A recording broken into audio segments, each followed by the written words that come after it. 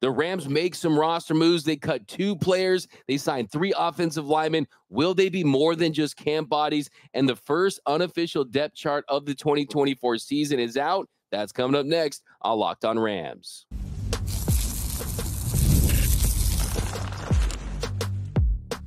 You are Locked On Rams, your daily Los Angeles Rams podcast. Part of the Locked On Podcast Network, your team every day.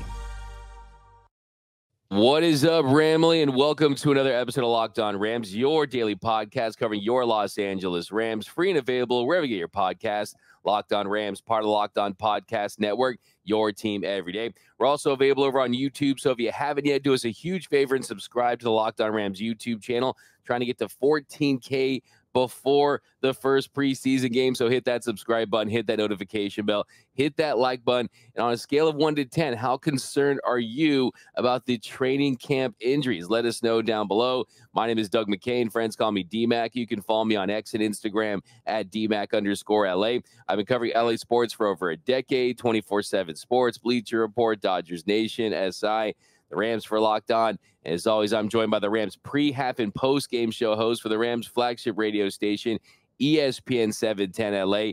He's entering his 9th season covering your Los Angeles Rams, the people's champ, Mr. Travis Rogers. You can follow him on X at Travis Rogers. And on today's episode, the Rams bring in 3 offensive linemen. They make some roster moves, and also they release the first depth chart of the preseason. It is game week for your Los Angeles Rams for the first time in a long time. We're breaking it all down. But first, this episode of Locked On Rams is brought to you by FanDuel. Make every moment more. As the playoffs wind down, the sports stop sporting like we want them to. But this summer, FanDuel is hooking up all customers with a boost or a bonus daily. That's right. There's something for everyone every day, all summer long. Visit FanDuel.com to get started. Okay, Travis, so we know the injury bug has really sunk its teeth into the Rams during training camp, and the Rams, they made some moves to definitely get some, at the very least, camp bodies. They make 3 moves. They released 2 players. They waived tight end Neil Johnson and safety Kenny Logan Jr. Both of those, of course, at positions where they have some depth, have some surplus, so not a huge surprise there. But they bring in 3 offensive linemen. You bring in Matt Kaskey, Alec Lindstrom, and Conor McDermott. Of course, you're dealing with the injuries of Jonah Jackson, Alaric Jackson, and Rob Havenstein. So hopefully, as we talked about before the show, these are just camp bodies, and these key offensive linemen can get back healthy before the opener, and that this is not a narrative, that storyline that follows the team for the entire season. It's the $1 million question, right, DMAC? That we were talking about this on my my radio show yesterday, Travis Lee, 10 to 1 on ESPN 710, and it really, I'll ask you the same question we talked about there. Do you want the optimistic version, or do you want the Travis version? The optimistic version is these are camp bodies. They're a little light in these position groups right now. They got some games coming up. They play the Cowboys coming up on Sunday afternoon, which is pretty exciting. Just to see them out in real uniforms and real tackles and that kind of stuff. And they just need to get through it. And the guys like both Jacksons and Rob Havenstein will be back by the time that the season starts, or very close to it, and everything's fine. That's the optimistic version. The more pessimistic version, and the one that I worry about, having seen what it looked like in the 2022 season, is they're worried that their depth is going to be a problem. They're worried that guys that are going to start are going to be unavailable. Guys they're going to back up are going to have to start, and they need depth at these spots. I think Havenstein and Alaric Jackson are both guys that are probably going to be ready to go when the time comes. I don't know about Jonah Jackson. And if you're starting to test depth already here in the first week of August, I don't love it. We know how this goes. This is always the thing. Oh, it's not a big deal. He'll be ready to go with the start of camp. Oh, it's not a big deal. He might miss this or he might miss that. And the next thing you know, the season's here and guys still aren't back, or they're back, but they're not quite where they're supposed to be. When it was as many people as we're talking about, it has to make your eyebrows go up. I hope it's just the first thing, live, warm bodies that you need to get through these games. And it's not that, hey, our depth is already being tested and we need to bring in reinforcements. Yeah, absolutely. I think when you look at this Rams history, what they do with Sean McVay, the coaches they bring in, is when they need cam bodies, when they need guys to plug in holes and fill in spots, especially during training camp, they typically like to do it with players they're familiar with. So with Conor McDermott, he has the familiarity with Ryan Wendell and his time with the Patriots and the Bills. With Kaskey, he's someone that they brought as an undrafted free agent a few years back. So, I mean, you saw even last season, bringing back Ronnie Rivers, right? I mean, bringing guys that they're familiar with, that know the system, that know the culture, that at the very least that can keep things running smoothly. As far as Conor McDermott goes, he's not someone that really fits with what the Rams are trying to do with their offensive line. He's not the road grading kind of driving force type of offensive lineman that they're looking for right now. It's a more beefed up group. They're trying to impose their will. It's a gap scheme. They're trying to run duo. It's not really the wide zone type of blocking that we've seen in the past. And that's something that Conor McDermott is more built for. And yeah, if you look at his career, he does have some experience. He does have the size and measurables as well, 6'8" and 1/8, 307 pounds at UCLA. And yeah, unfortunately, really? I would love for him to be a big impact player for this team and find a role, but I just don't think the fit is there. I'll take off the blue and gold colored glasses there and just be honest about it. Yeah, look, I hope that this is something that we don't even remember we talked about a month from now. You know what I mean? Like in a perfect world, this is something that by the time, you know, the Rams hit their bye week, which we all know is very early in the season, we're not talking about anything other than, all right, let's get some guys, you know, a little bit of rest, get them off their feet, get them ready to go for the long push ahead. And we're still not talking about, hey, the offensive line seems to be a problem. Hey, what happened to those guys they brought in camp? Why did they bring in a guy that didn't fit the scheme? And all these sorts of questions. Hopefully this is all stuff that fades into the background. But again, Rams fans know this. Everydayers know this. Somebody that has covered this team since they came back a couple of handfuls at this point years ago. The one time that Sean McVay has had a bad team, the one time, this is the 8th year coming up right now, the one time they had a bad team, it's because the offensive line came unglued early in the season. It's the only time they haven't been competitive. And they had good skill positions. Matthew Stafford was still here. Sean McVay was still here. Aaron Donald was still here for the most part. But the offensive line was just absolutely crushed with injuries, and they just were never able to dig out from underneath it. And, you know, that's a wound that hasn't entirely healed. And when you see what's happened so far through the first few weeks of camp, it's hard not to let your mind go there. Thankfully, like we said, these are relatively minor things for Havenstein and Jackson, or AJ Jackson, I should say. As far as Jonah Jackson goes, maybe it's a little bit more significant. And, you know, any team in the NFL has got to be able to survive missing a guy. That's just life in that league. 2 guys, you start to wonder about, okay, now we're down to, you know, just 3 of our 5 starting lineups. Once you get that 3rd guy down, you can't do it. You just simply can't do it. So this is the story of camp. This is the thing to keep your eye on. And hopefully that these guys are back by the time we get to Sunday Night Football in Detroit. Exactly. And I think that you mentioned it just a couple years ago. That was what derailed this team. And that's why this is getting more attention, I think, from Rams fans specifically, because we lived through 2022. It's PTSD. No, it's PTOL, right? I mean, we look back at what happened that year, and it felt like every single week it was another offensive lineman, and that season just never had a chance because of it. And you look at the guys they brought in, they're not guys that you think are going to even really be depth pieces. I mean, the Rams just kind of typically stick with their depth at a lot of different positions. You have A.J.R. Curry, Logan Bruss, KT Leaviston, and Conor McDermott. He has started a good amount of games in the NFL in his career, but nothing where you say, okay, I mean, 17 starts, 1,210 offensive snaps. He's also played 181 plays on special teams. You look at Matt Kaskey. He has never started on the offensive line. He's never had an offensive line snap, but he's played 1 special team snap in his career. That was with the Panthers in 2020. He was with the Birmingham Stallions the last couple of years. So kind of point I'm trying to make is, yeah, they're not having high hopes to kind of find some diamond in the rough for any of these guys. They're just trying to keep things moving while guys get healthy. And let's hope that's the case. Other than quarterback, which we can all stipulate is just a category entirely of its own, this is the one position group you can't overcome. You can have a pass rush that isn't quite good enough and you can survive. You can deal with a secondary that maybe isn't quite better than league average and you can survive. You can deal with a running back who's not a 1,000-yard guy. You can deal with wide receiving group room that is just collectively okay. If your offensive line is crushed, it is a wrap. It is simply nothing else works if that group doesn't work. This is a big deal until it's not a big deal. Until I see those guys line up in Detroit, I'm going to be I'm worried. Hopefully it's over nothing, but until I see it, it's going to be my number one priority. Telling you, Travis, I know you're a big shot. I know you got Sean McVay on speed dial. You got to tell my idea. Do the rest of training camp on Zoom, and everyone will be fine. Wrap them in bubble wrap. They'll be good to go. But coming up next, we are going to take a look at the Rams' first depth chart of the 2024 preseason. That's coming up next on Locked On Rams. All right, we're getting down to it in Major League Baseball, and not to put too big of an alarm on this, but the Dodgers are officially in a pennant race. So why not get yourself out to the local ballpark, right? Because Game Time is an authorized ticket marketplace of Major League Baseball, which makes getting your baseball tickets faster and easier. And if you're thinking, I'm going to go, no, I'm not going to go, and I don't want to buy the tickets yet because I might not go.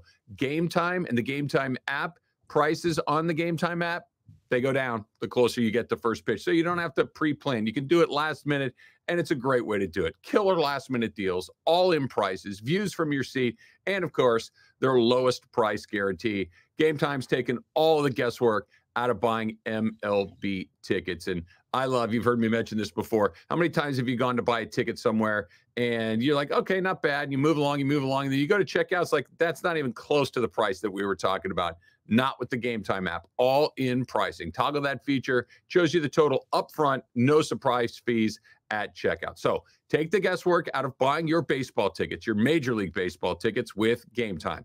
Download the Game Time app, create an account, use the code LOCKEDONNFL for $20 off your first purchase. Terms apply. Again, create an account, redeem the code LOCKEDONNFL. That's LOCKEDON NFL for $20 off. Download Game Time today. Last minute tickets, lowest price guaranteed. And we are off and running here on Locked On Rams. Thank you for making Locked On Rams your first listen every single weekday. Free and available wherever you get your podcasts. Locked On Rams, part of Locked On Podcast Network, your team every day. Also, a special shout out to those everyday listeners out there. We know you've been watching and waiting all off season for a game. You're going to get that this Sunday. You can definitely join that Everyday Listeners Club too.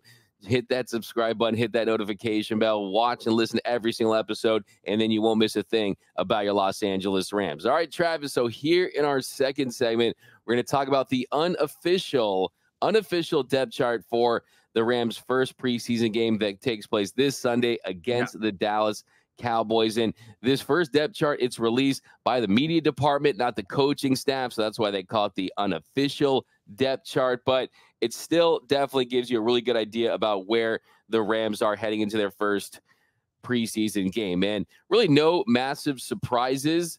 Kyron Williams is ahead of Blake Corum, Matthew Stafford, Jimmy Garoppolo, Stetson Bennett, of course, the quarterbacks, how they're lined up. Wide receiver, you got Puka, Tyler Johnson, Drake Stoops at the other wide receiver, then Demarcus Robinson, Tutu Atwell. So Tutu is behind Demarcus Robinson. And yeah, I mean, all in all, pretty solid. I mean, Colby Parkinson in front of Davis Allen and Cooper Kupp and then Jordan Whittington. So really, this is kind of what we were expecting. But when you see it on paper, it kind of just gives you a good idea of just how this roster looks, how this depth chart looks heading into the season. Yeah, I guess it kind of depends on your jumping off point, right? That how you feel about what you see when you look at this depth chart, because you're right, D-Mac, there are no surprises here, right? Maybe, but not really the tight end. You know, maybe there was a scenario where Davis Allen jumps ahead, but they went out and got Colby Parkinson for a reason, not to bury him on the bench. So there really aren't any surprises there. If you believe that this is a good team, then you're pretty happy with what you saw. If you believe that this team needs to improve in some certain areas, then maybe this is something that makes you go, okay, this is about exactly what I thought, and now they're chasing this team or that team. I like it. I think the Rams are a really interesting team, because I think that of all the teams that made the playoffs last year. I think the Rams are probably the team that have the biggest delta in what might happen this year. If they stay healthy, which is a wild card for everybody, and they perform at the level that you would expect a Sean McVay team to perform at, this could be an 11 or 12 win team. I really believe that. If you have an injury in a key place here or there, if you get performances that are a little bit below the line, you don't have to squint too hard to see a team that wins 7 or 8 games, right? And you're talking from 7 to 12. That's a 5-game swing. That's a big deal. And this isn't like baseball or basketball where you shuffle the deck and the team that you start the season with is not the team that you finish the season with. That's not how the NFL works for the most part. This is going to be the team. This is how it goes. So, I think what you looked at in that first depth chart is if you like this roster, and I do, I think you're excited about it. But this is a team, we talk about it every year. Half the teams that made the playoffs from the year before don't the following year. I think the Rams are right on the razor's edge of that. I wouldn't be surprised at all if they went back. I wouldn't be surprised if they won the division. I also wouldn't be knocked me over with a feather shocked if they missed altogether. This is just the way that this league works. Absolutely. I mean, it's the NFL. Anyone who pretends like they know what's going to happen, hey, we know that's just not the truth. I mean, you got to let these games play out. You got to see who gets the luck of health, or really, which has been a storyline's followed this team. But I think what really stands out when I look at this depth chart is you don't see Tyler Higbee's name, right? Yeah. And how does this team adjust? And does Colby Parkinson realize that potential? Because we know he's got the physical attributes. He's big and tall. He can absolutely be a red zone threat. He's proven himself to be a blocker. But can he be that pass-catching tight end that they think he can grow into? And then will Davis Allen take a big step forward? We saw during the practice squad session with the Chargers, he was the guy that was getting the big gainers when they were actually doing something on offense. So I think Davis Allen, Colby Parkinson, massive X factors. And also I look at the running back position. I mean, we know this is Kyron Williams' running back team, right? We know that this is his position, but to see Blake Corum behind him really kind of gets you kind of excited about the potential of a little bit of a 1-2 punch element, someone that can really just be a bowling ball and has that nose for the end zone down the red zone. So I'm excited about those two positions and how they're going to play out. Yeah, I'll start with the running backs, Doug. I agree with you. I think that the more we see him, the more we get close to the beginning of the season, the more I like the Blake Corum pick. I think this is a really interesting guy. I think that he's very similar to what Kyron Williams brings to the table. And Kyron Williams will get to catch his breath. Kyron Williams will get to remain as healthy as possible, that you're not going to have to give him a workload that is disproportionate, or if you even wanted to say, all right, we'll take him off the field and put someone else in there, your production, I don't think, is going to drop off a cliff, because Corum is going to be able to kind of give you, I think, a pretty good performance. The only thing with Corum that you keep your eye on, and again, this kind of goes back to, we'll see it when we see it against Detroit on Sunday night on that first weekend, is pass protection. Right, that with rookie running backs, that's always a big question. Rookie running backs with an offensive line that may or may not have questions. A quarterback that was, we talked about this the other day, that was, a thumb injury last year that he thought may be potentially career-ending. Matthew Stafford mentioned that. So you need to make sure that number 9 is upright, and having a guy, all it takes is one time where you don't know where to be, and something very bad can happen. So I think that's the big question for Blake Corum. But I agree with you. I think that's really good. And the tight end, as far as that goes, I'm kind of turning into a Davis Allen fan. And what we've seen so far through camp this year, and what you saw at the end of the season last year, you could tell that McVay and Stafford both started to trust him in a way that was not true at the beginning of the season. He was not being used very much early in the season. And by the time you got into that last quarter, and by the time that you got into some pretty important games, Davis Allen was not only on the field, he was making catches. He was a target that they used. I think that's really exciting. Yeah, I mean, they invested in Colby Parkinson, paid him over $22 million. I think Davis Allen is one of those guys where it's like, okay, maybe he's not this, maybe he's not that, but every time we throw him the ball, he catches it, right? So it's kind of as simple as that. And if he's going to make plays with that big catch radius and become a weapon, I absolutely think that you got to tap into that for sure. I think Blake Corum, I agree with you on the pass protection. I also think ball security too. Yep. We can see that derail young running backs. He did have a fumble during the joint practice session. So yeah, lots of pressure on him, I think. Just kind of being that Michigan guy. People see the hype around him. So I absolutely think, though, I'm really excited to see that that tandem in when the season begins. But coming up next, we're going to take a look at the defense, a little special teams. You know, Travis loves the special teams too. So we're going to talk about that coming up next on Locked On Rams.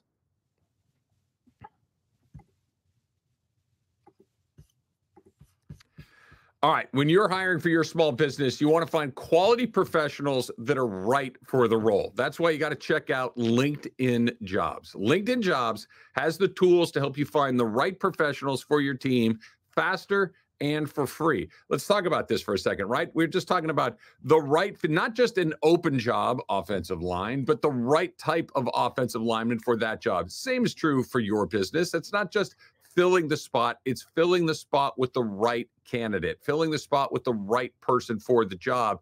That's where LinkedIn comes in, because it's not just a job board. LinkedIn helps you hire professionals you can't find anywhere else, even those who aren't actively searching for a job, but might be open to that perfect role. In a given month, over 70% of LinkedIn users don't visit other leading job sites. So if you're not looking on LinkedIn, you're looking in the wrong place. On LinkedIn, 86% of small businesses get a qualified candidate within a day, within 24 hours. Hire professionals like a professional on LinkedIn. Post your job for free at linkedin.com/LockedOnNFL. That's linkedin.com/LockedOnNFL to post your job for free. Find the right person. Terms and conditions apply. And welcome back to Locked On Rams. Thank you for making Locked On Rams your first listen every single weekday, free and available wherever you get your podcasts. All right, so here in our third segment, take a look at the defensive side. And this one's a little more interesting in just how it's laid out, because they only have 2 starting defensive line spots in this one, which I find interesting. You have nose tackle Bobby Brown and defensive tackle Kobe Turner. But of course, we know that Braden Fisk is definitely going to be one of the starters at defensive end. So that definitely doesn't give you the full picture. And then you look at the edge rusher spot, Byron Young, he's starting at one of them. Jared Verse, the Rams' first-round pick, number 19 out of Florida State's at the other one, with Michael Hoyt as the outside linebacker depth piece there. Then you got Brennan Jackson. He's ahead of O'Shawn Mathis there with that battle as far as providing depth. But really the big takeaway, too, also is Ernest Jones, of course, at the inside linebacker spot. Man, they definitely need to make sure he's healthy as far as injuries. There's not a ton of depth there.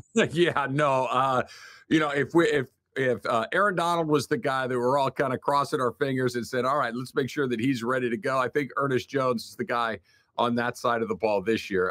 For the everydayers, you heard me talk about him when I got a chance to speak with him earlier in camp this season, and he's ready to go. He's locked in. He's very excited about what he gets to do this season. And he's still a young player, but he's been around. I think he's ready to kind of take that next step in his development as an NFL player. And I wouldn't be surprised if this is the guy that you and I are talking about a whole heck of a lot on Monday mornings about, did you see him do this? Did you see him do that?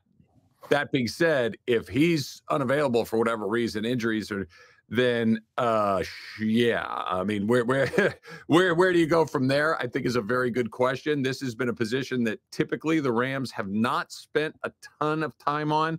I think this is a little bit different because he's so important to what you're doing defensively. He is your veteran. He is your experience. He is your eyes and ears for that defense, calling the plays, the green dot guy. It's a big season for Ernest Jones. Big season. They're going to need him. He's going to be massive for this team. A good thing he has been durable, and he's just ready to just take his game to a whole nother level. And I think he also wants to get that bag too. That's the ultimate motivator. We know that. And also, you look at the secondary, you have Quentin Lake listed as the nickel, but he's been playing safety all throughout the training camp. They have John Johnson with Cam Curl at the other safety spot. So we know Cam Curl is going to be one of the starting safeties. We have a really good indication that Quentin Lake's going to be the other one. John Johnson probably provides some depth there. So that's another interesting thing to see as well. Yeah, talking with Quentin Lake last week, I asked him the question. I said, have you been spending a lot of time at one spot to kind of try to fill in some of these holes, or, are you comfortable going wherever they need you? And he was very clear, like he's going to go where they need him to go. He is. They need him to play safety, great. They need him in the box, fine. They need him in the star role, fine. They need him outside, fine. That he can do it. And the Dodgers, and you and I talk about this all the time, D-Mac, the Dodgers have like 7 Chris Taylors on their team right now. I don't think you need 7 of them, but you do need 1 or 2. And I think that Quentin Lake kind of fits that role, a guy that you need me over here, got you. You need me over there, got you. So I think he's going to be on the field. I think it's likely, like you're saying, he'll probably be at that other safety spot, but I think you can pencil Quentin Lake in as a starter for sure. No doubt about it. The versatility, made plays last year, took a big step forward, and I think that's one thing they really like about him at that spot. And then also with Kobe Durant having success, that gives them another guy really in the defensive backfield they can lean on as well. And then you look at the specialist, Ethan Evans, punter out of Wingate, Josh Carty ahead of Tanner Brown, the Rams' 6th-round pick out of Stanford. So Joshua Carty definitely has impressed during training camp. At least he's made the kicks that he's supposed to make, which is absolutely what this team needs. And then I think the biggest takeaway, though, is punt returner, kick returner, Tutu Atwell ahead of Boston Scott. So for the Tutu truthers out there, if you want Tutu Atwell to have a role on this team, this could be that role. It better be, because he doesn't have another role. If he's not going to return kicks, then I don't know what he's going to, because they're not going to throw him the ball very often. And that, to have a guy on your roster that is so specialized like that, everything else better be cranking. I thought it was interesting what Sean McVay said about the special teams the other day, where he goes, it does not and not speaking specifically about the Rams, but just the new kickoff rules in general, that it does not resemble anything he's ever seen on a football field before. That I think Sean McVay is going to take a little convincing that this is a good rule. I'm fascinated. I know I'm a broken record on this topic. I'm fascinated to see what this looks like.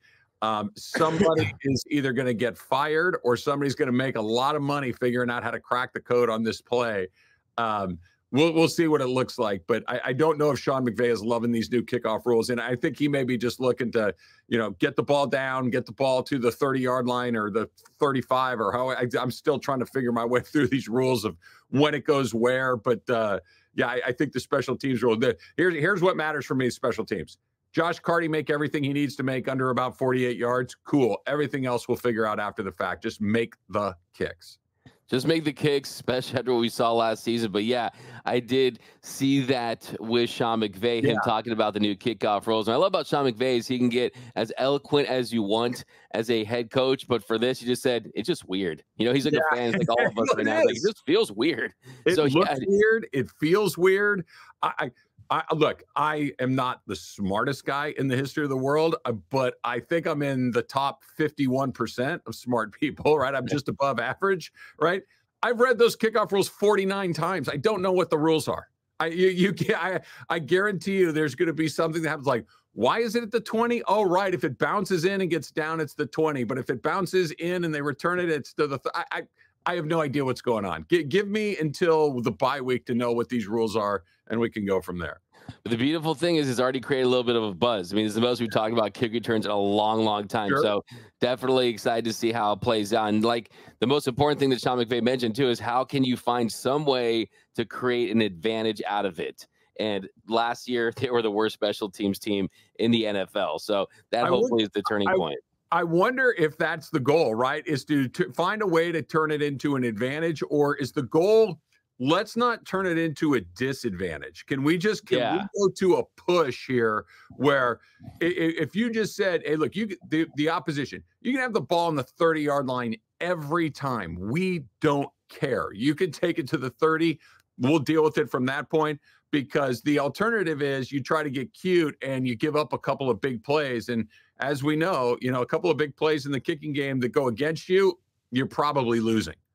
Yeah, if it doesn't hurt you, it'll only help you, really, with the way that they run their offense. But I totally agree. But that's going to do it for this episode of Locked On Rams. My name is Doug McCain. You can follow me on X and Instagram at DMac_LA. And you can follow the People's Champ, Mr. Travis Rogers, at Travis Rogers. Are you going to be at the game this Sunday? Are you doing the game? I'm going to do the game from the studio. So I will not be at SoFi. So call and blow up those phone lines. That's Travis Rogers yourself. That's going to do it. And until next time, whose house is Locked On Rams house?